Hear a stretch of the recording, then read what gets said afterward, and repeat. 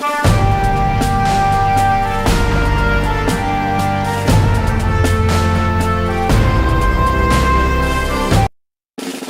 परिषद पंचायत समितीच्या निवडणुका जाहीर होताच प्रत्येक पक्षाचा उमेदवार चाचपणीला वेग आला असून कोण सरस उमेदवार भेटेल याकडे सर्व राजकीय पक्षाचा कल दिसून येतो.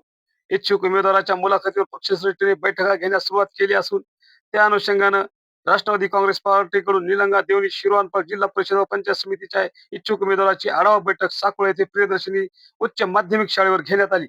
या कार्यक्रमाचे अध्यक्ष म्हणून माजी आमदार धर्माजी सोनकडे हे होते, तर प्रमुख उपस्थिती राष्ट्रवादी काँग्रेस पक्षाचे प्रदेश सचिव तथा प्रवक्ते सूरजदादा चव्हाण, प्रदेश सचिव युवा नेते अमर पाटील,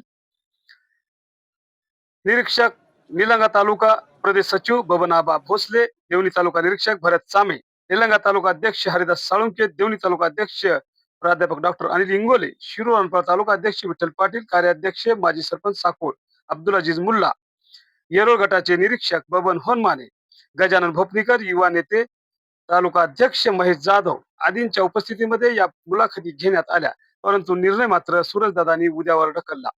यावेळी सूरजदादा चव्हाण यांनी स्वबळावर पक्ष निवडणुका लढवणार असल्याचे कार्यकर्त्यांना संकेत दिले. यावेळी मोठ्या प्रमाणावर तिन्ही तालुक्यातील इच्छुक उमेदवार, कार्यकर्ते, पदाधिकारी यांची उपस्थिती होती. यावेळी सूरजदादा चव्हाण कार्यकर्त्यांना काय म्हणतात ते पहा. शिरूर अनंतपाळ नगर पंचायतीमध्ये आपल्याला चांगलं यश भेटलं, देवणीमध्ये आपल्याला चांगलं यश भेटलं. आताच्या नगर पंचायत नगर परिषदेच्या निवडणुका झाल्या आणि त्या निवडणुकीमध्ये ज्या औसा असेल, उदगीर असेल, अहमदपूर असेल, त्या निवडणुकीमध्ये या जिल्ह्यामध्ये राष्ट्रवादी काँग्रेस पक्ष हा क्रमांक 1चा पक्ष हे सुद्धा लक्षात. बऱ्याच लोकांना वाटलं महानगरपालिकेमध्ये आपल्याला अपयश आलं. महानगरपालिकेमध्ये अपयश येण्याची अनेक वेगवेगळी कारणं असू शकतात, तरी सुद्धा आपण त्या ठिकाणी 2 नंबरला आहोत.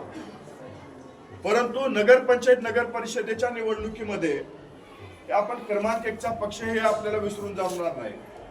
त्याचबरोबर राष्ट्रवादीची मूळ ताकद कुठे, तर राष्ट्रवादीची मूळ ताकद ही ग्रामीण भागात आहे.